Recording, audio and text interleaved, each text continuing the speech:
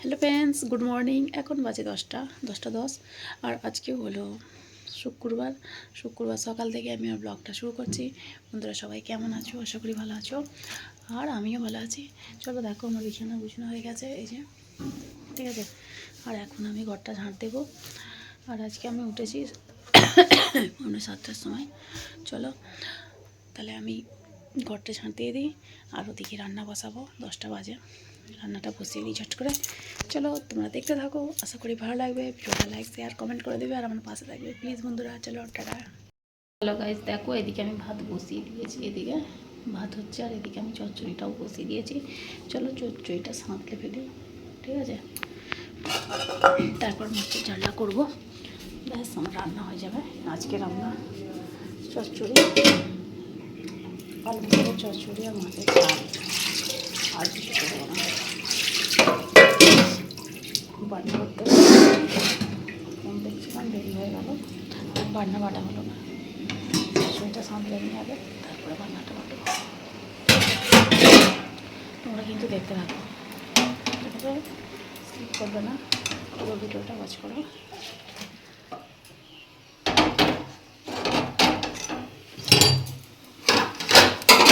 আমি বাটিতে গরম জলটা বসিয়েছি ওষুধ খাওয়ার জন্য, চেষ্টা করে আর গরম জল করি না।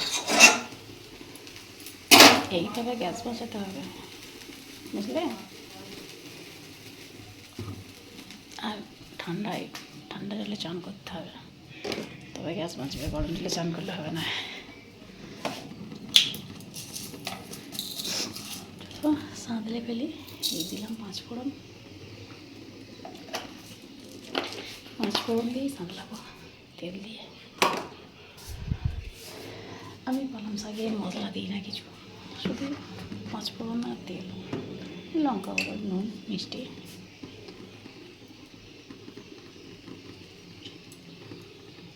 জিরা তেল দিলাম। এবার ওটা ভাজা হয়ে গেলে শাকটাতে দিয়ে দেবো। এই যে দেখো, শাকটা এখানে রেখেছি। পালং শাক অনেকে অনেক রকমভাবে রান্না করে, আমি এইভাবে করি। আমার এইভাবে খেতেই ভালো লাগে, তাই আমি এইভাবে করি, ঠিক আছে। তোমরা কিন্তু দেখতে থাকো, ভিডিও ছেড়ে যাবে না একদম। এই যে দেখো 5 মিনিট ফুটে গেছে। এবার আমি ওটাকে ওর মধ্যে দিয়ে দেবো, দিয়ে সাঁতলে নেবো, হয়ে যাবে। তারপরে মাছের ঝালটা করবো, ব্যাস রান্না হয়ে যাবে। তাহলে চলো বন্ধুরা, আমি আনাজটা কেটে নিই করে, ঠিক আছে। অনেকটা বেলা হয়ে গেছে, রান্নাটা করতে হবে। রান্না না করলে খাবো কি, তার জন্য আমি রান্না করতে চলে এসেছি। আর এখন আনাজটা কাটবো। চলো কেটে নিই চুপ করে, কেটে রান্না চাপিয়ে দিই, বুঝলে। চলো তাহলে আমি এখন কাটবো পালং শাক। এই যে দেখতে পাচ্ছি, এটা পালং শাক নিয়ে আসছে, এটা কাটবো। তার জন্য একটা চুবড়ি লাগবে, এই চুবড়িটা নিলাম। নিয়ে এবার শাকটা আমি কেটে নেব, কেটে তারপরে শাকটা আমি বসিয়ে দেবো চচ্চড়িটা। তাহলে চলো, এই যে দেখো মাছটা ভাজছি।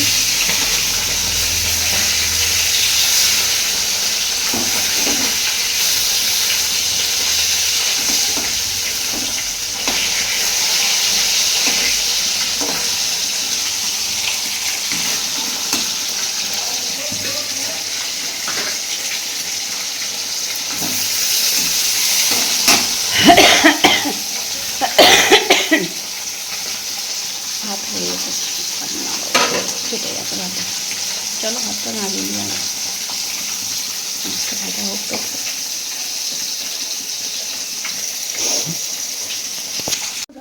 এই যে দেখো, এখনও ডিমটা সিদ্ধ হচ্ছে, ঠিক আছে। আর এখানে বেগুনটা ভাজবো, যে আর ডিমের কারিটা করবো। আর এদিকে আমার ভাত হয়ে গেছে, আর শাকের চচ্চড়ি হয়ে গেছে। আর ডিমটা আমি কারি করবো, আর বেগুনটা ভাজবো, করলেই হয়ে যাবে। এই দেখো আকাশের কী অবস্থা, রোদ আর বেরোচ্ছে না। রোদ মনে হচ্ছে আজকে আর বেরোবে না, এরমই করে থাকবে মনে হয়। ভাল লাগে শীতকালে এত মেঘলা হয়ে থাকলে, একে ঠান্ডা। ডিমটা এখনও সিদ্ধ হয়নি, সিদ্ধ হলে ডিমটা কারি করে নেবো। আর এদিকে আমার যে দেখো শাকের চচ্চড়িটা হয়ে গেছে, পালং শাক। আর ভাতটা হয়ে গেছে, ভাতটা উপর দিয়ে দিয়েছি, ঠিক আছে। আর আজকে সব ভিজে শুকনো হয়নি, দেখো জামাগুলো সব তাতে দেওয়া আছে। কি ঠান্ডা লাগছে, ভালো লাগছে না। এই বাসনগুলো মাজবো আর জল তুলবো, তারপরে চান করবো, একটু গরম জল করে হালকা করে চান করে নেবো আজকে, ঠিক আছে।